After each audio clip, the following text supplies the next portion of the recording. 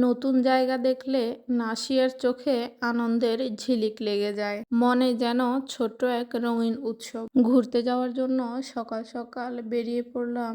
গাড়ি করে যাচ্ছি। সকালবেলা কিন্তু রাস্তায় খুব বেশি জ্যাম থাকে না। আর দেখতে দেখতে পৌঁছে গেলাম আমাদের গন্তব্যে। আমরা মূলত সমুদ্রের পাড়ে ঘুরতে গিয়েছিলাম। জায়গাটা হচ্ছে আকিলপুর সমুদ্র সৈকত। জায়গাটাতে এসে আমার তো ভীষণ ভালো লেগেছে। আর পাহাড়ের থেকে সমুদ্র আমার অনেক বেশি পছন্দের। আর নাসিয়াকে তো দেখতেই পাচ্ছেন, এখানে এসে একটা দোলনা পেয়ে গেল আর দোলনায় উঠে কত আনন্দ করতেছে। সাগরে এসে আমি অনেক খুশি। সাগরটা আমার অনেক পছন্দের। আমি বেশ মজা করেছি, অনেক বেশি আনন্দ লেগেছে। কে কে তোমরা সাগর দেখতে পছন্দ করো?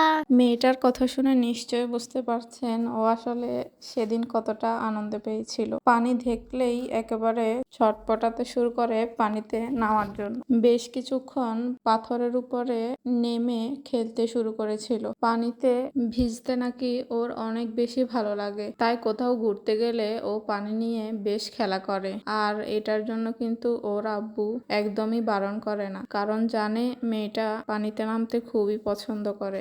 দেখেছেন কি নাচানাচি শুরু করে দিয়েছে। কোথাও ঘুরতে গেলে আমি মনে করি বাচ্চাদের আনন্দটাই অনেক বেশি থাকে। তো আমরা এখান থেকে চলে গেলাম বাঁশবাড়িয়া, কারণ এই দুইটা জায়গা মূলত ছিল পাশাপাশি। তাই আমরা এখানে বেশ কিছুক্ষণ ঘোরাফেরা করে এরপর চলে গেলাম বাঁশবাড়িয়াতে ঘুরতে। এখানে আমরা হেঁটে হেঁটে যাচ্ছিলাম।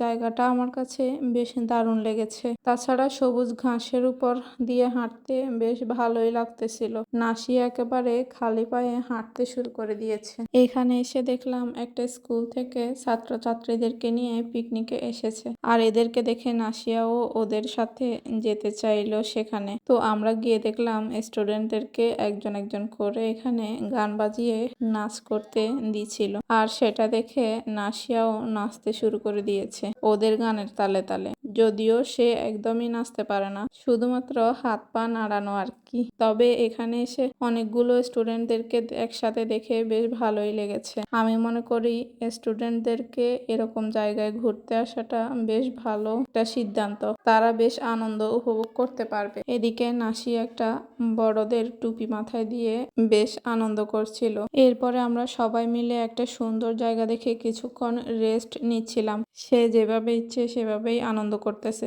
আমরা এখানে মূলত খোলা আকাশের নিচে ঘাসের উপরে বসে একটু উপভোগ করছিলাম জায়গাটা। তার সাথে সাথে আবার দুই খালাতো বোন তাদের মনের আনন্দে খেলতে শুরু করলো। এদিকে আবার পিপাসা পেলে কোল্ড ড্রিঙ্কস খাচ্ছিল।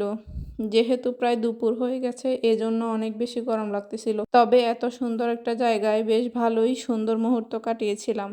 এদিকে দুই খালাতো বোন তাদের ইচ্ছে মতো খেলতে শুরু করলো আর অনেক বেশি আনন্দ করছিল। আর আমি তাদের এই সুন্দর মুহূর্তগুলোকে ক্যামেরা বন্দি করে নিলাম, যেটা আসলে আমাদের স্মৃতি হয়ে থাকবে। পর একটু সামনের দিকে যেতেই দেখলাম বালুচর। এখানে প্রচুর বালু ছিল আর বালুর মধ্যে হাঁটতে বেশ কষ্ট হচ্ছিল।